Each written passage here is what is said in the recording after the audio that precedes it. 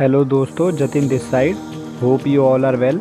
और आज मैं जेंडर वर्ड्स के बारे में बात करूंगा, जैसे कि सिस जेंडर क्या होता है, agender, bigender, gender queer, transgender, binary वगैरह वगैरह। इन सब जेंडर्स की आज मैं बात करने वाला हूं। और ऐसा इसलिए क्योंकि आज से ठीक 2 साल पहले इसी महीने 6 सितंबर 2018 को हमारे देश से आर्टिकल 377 यानी कि धारा 370 हटा दी गई थी। और इसलिए 6 सितंबर 2020 के इंडियन एक्सप्रेस में एक आर्टिकल छपा।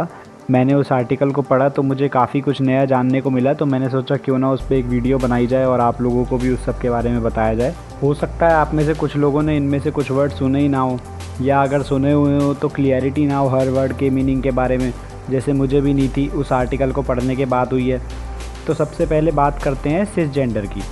आपने शायद ये वर्ड सुना नहीं होगा आज से पहले, क्योंकि इंडिया में इसका इतना ज़्यादा यूज़ नहीं होता है। इंडिया में आपने हिजड़ा वर्ड सुना होगा, ट्रांसजेंडर वर्ड सुना होगा, लेस्बियन, गे, एलजीबीटी कम्युनिटी, स्ट्रेट, ये सब सुना होगा आपने। तो सिस जेंडर क्या है?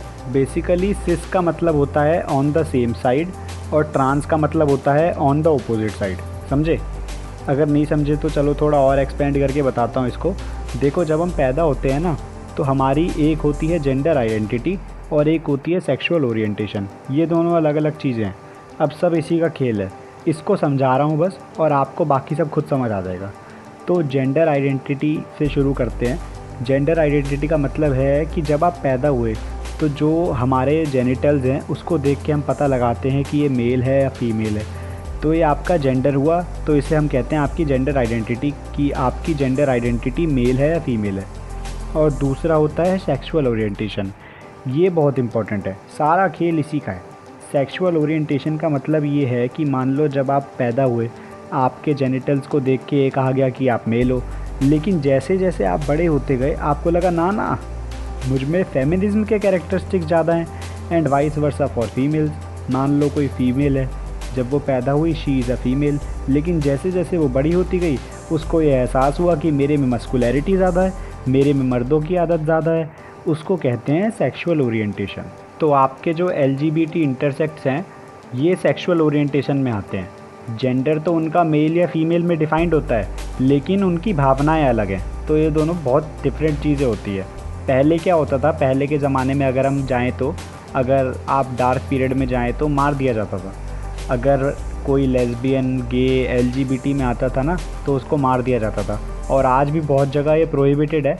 आज भी ये बहस बहुत जगह होती है कि अगर आप औरत हो तो औरत से प्यार नहीं कर सकते, आदमी हो तो आदमी से प्यार नहीं कर सकते। लेकिन इंडिया में अब ऐसा नहीं है, क्योंकि आज से 2 साल पहले इंडिया में इसको डीक्रिमिनलाइज कर दिया गया है। अब हैं तो वो मेल या फीमेल ही, लेकिन उनको पहचाने कैसे? हर अलग अलग सेक्शन के लिए एक वर्ड अलग से डिफ़ाइन कर दिया गया है। जैसे अगर हम आपकी बात करें तो हम आपको कैसे पहचानते हैं, लोग आपको कैसे पहचानते हैं, आपका एक प्रॉपर नाम है, तो वैसे ही इनके केस में है। तो अब जो जेंडर आइडेंटिटी है हमारी, उसको हम कहते हैं सिस जेंडर।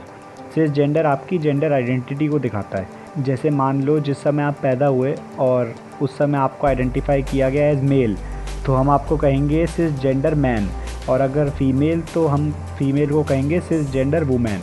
लेकिन ट्रांस अलग है। ट्रांस मतलब होता है opposite, on the opposite side.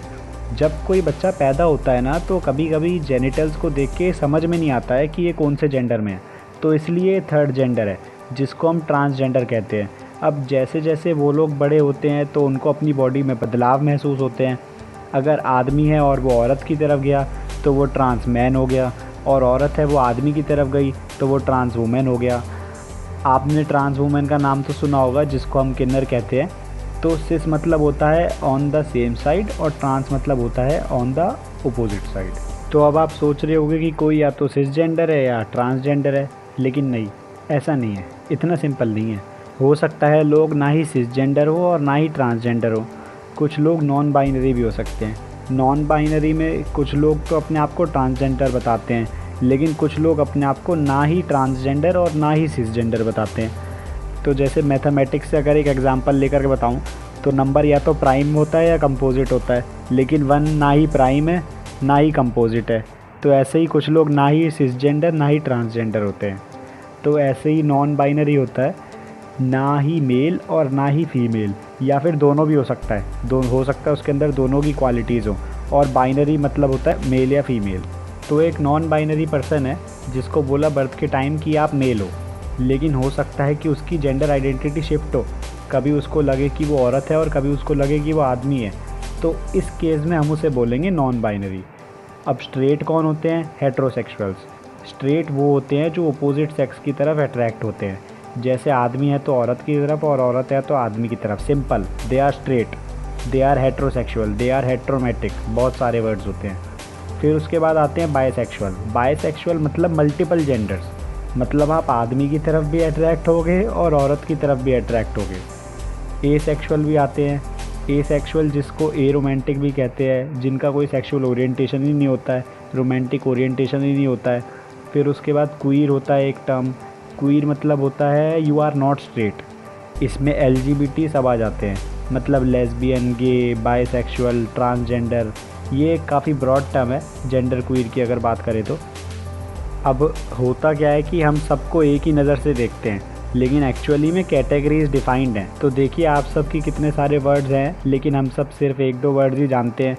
कितने सारे वर्ड्स होते हैं, जैसे जेंडर फ्लूइड, जिसकी आइडेंटिटी चेंज होती रहती है, कभी लगेगा कि मैं औरत हूँ, कभी लगेगा कि मैं आदमी हूँ।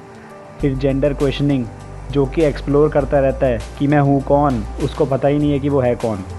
तो इतने सारे टर्म्स होते हैं, लेकिन हमें सिर्फ एक ही टर्म पता होता है, थर्ड जेंडर या ट्रांसजेंडर। तो मेरे से जितना ज़्यादा हो सका उतना सिंपल टर्म्स में मैंने आपको उस इंडियन एक्सप्रेस के आर्टिकल को समझाने की कोशिश करी है।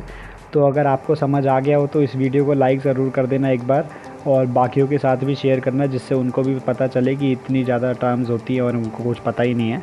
So that's all for today. Thank you so much. जय हिंद।